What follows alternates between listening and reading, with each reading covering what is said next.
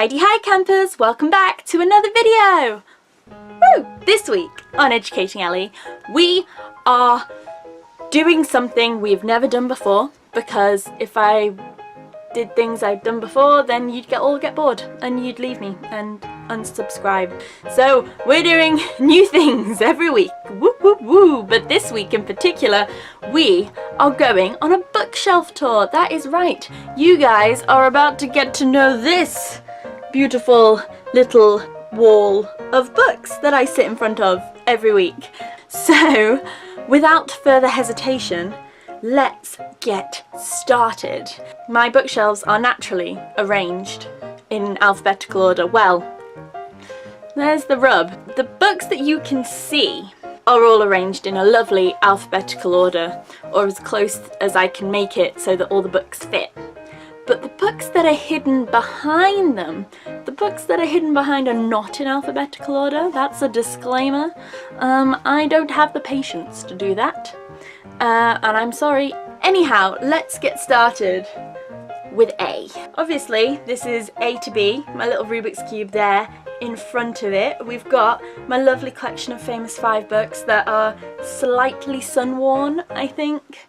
Not as much as the Little Women book, which is my favourite book and has been sat there dutifully in front of the sun for far too long. Coming behind this one, we just have a lot of tat.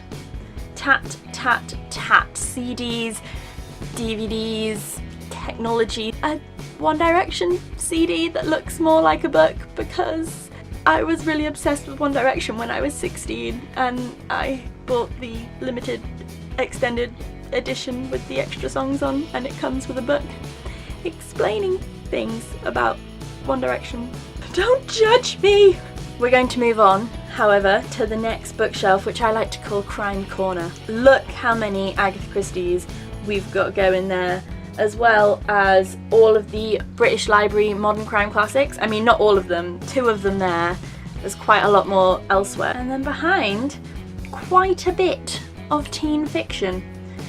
Ink Spell, Ink Heart, Ink Death. I've read all of them, mostly because there's a character called Elinor. Not very many exciting things apart from this small book, Dilly the Dinosaur. The author came to my school, like Mary Hoffman, and he signed it for me. Little 7-year-old Ellie gets a little signature, and then at the bottom, of course, he said very good questions, because I've always been a bit of a goody two-shoes. I've not changed. Moving on down, so we're going down to the bottom left. We've got only 2 Roald Dahl books, actually, because my brother has all the rest of them. We've also got all of my notebooks. So we've got this green one, and this was my Berlin diary. All of my sort of to-do lists, my diary plans. This is one of the more colourful pages. And then on the back page as well, I've got a beautiful picture of me and my old housemate and my friend Bethan. We've got both of the books that I used during NaNoWriMo, so this one was for planning and this one was for writing. I will hopefully be using both of these again when I get around to rewriting, redrafting, finishing Soldiers in Petticoats. So yay, notebooks! Moving on, we get to the back shelf here. A good mix of books that I didn't really like and I did like. We've got Sebastian Faulks' Birdsong, which I hated so much. And then a little treasure here, the John Green book, a translated version of An Abundance of Catherines. And one of the things I love is that the names of both of these books are completely different and have absolutely nothing in common. The other thing I love in terms of publishing is this idea that this is what Germany thinks will attract the young folk.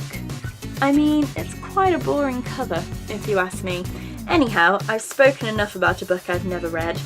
Let's move on to Jasper Fforde Corner. There we have The Well of Lost Plots, The First Among Sequels, and The Air Affair, all part of the Air Affair series. I love how colourful the books are. It really annoys me that I haven't got the right version of The Well of Lost Plots. We also seem to have an abundance of German books on this shelf. I'm just showing off now. I'll shut up about the German books. And then also The Princess Bride, a beautiful book that I love, and I love the film and I love it all. moving on, we're going up to H through L, which is quite a lot. First off, I've got to introduce my little adipose. Isn't he beautiful? We got One Flew Over the Cuckoo's Nest, Girl Interrupted, P.D. James that I read in January, Nick Hornby's Slam, which I really love, a few random objects. Yep, other side of the curtain. A German copy of Twilight. I don't know why that's on display because I think that's a little bit embarrassing. My dad wrote a porno because, I mean, if you haven't listened to it or read it, then you are not living your full life, I don't think. Yeah, more teen fiction. Perhaps the worst book I've ever read in my life, How I Live Now.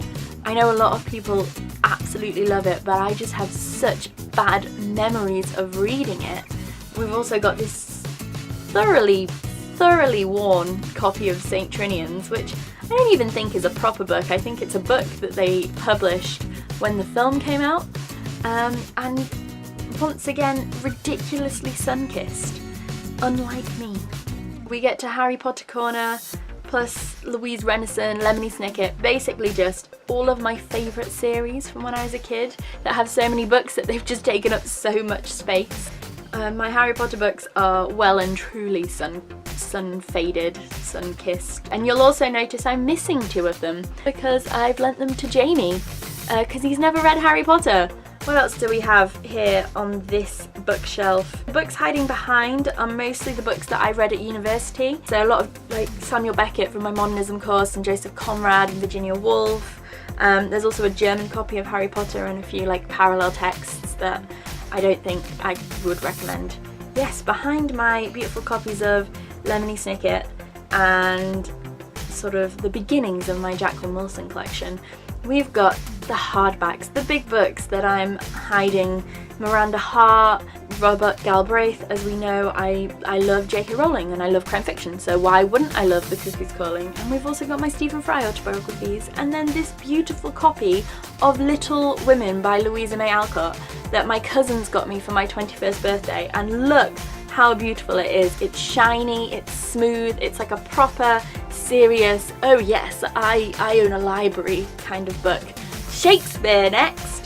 A very old complete works of Shakespeare that was owned by my mum, and lots of Jacqueline Wilson books. That's all Jacqueline Wilson, hardbacks and everything, and hiding behind.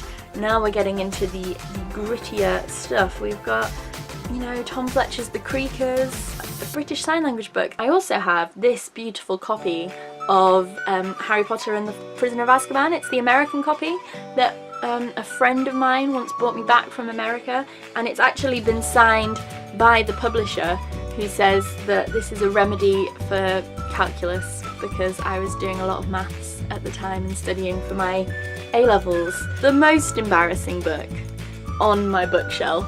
I'm pretty sure I forgot I owned it. When I saw it there, it was like, oh yeah, I own One Direction's Dare to Dream. That's the name of this book. Look how young they are. They're still in fetus form. What I find sad, however, about this, if you peruse the quick-fire favourites section of all five One Direction boys, none of them have really read books since their childhood. Why are you not reading more books? They're great. Books are great and amazing, and you should read more of them. We've sort of slightly begun to see the decay, no, not the decay, the decomposition, the steady untidiness, the growing untidiness of my bookshelves as we have rolled along here. And now we get to the bottom, and this is where everything starts to fall apart. We got about 5 books that make up the end of the alphabetical order, and then folders, tickets, power cables, everything.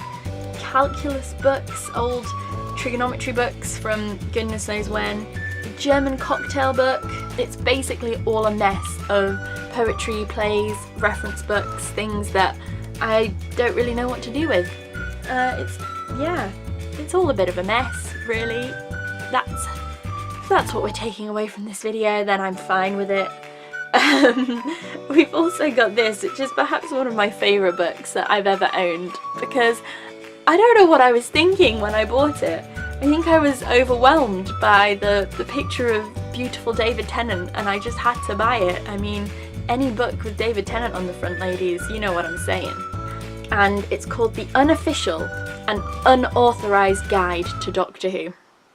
I mean, how dodgy does that sound? That's what a weird note to end on, but yes, that is where we're ending this video.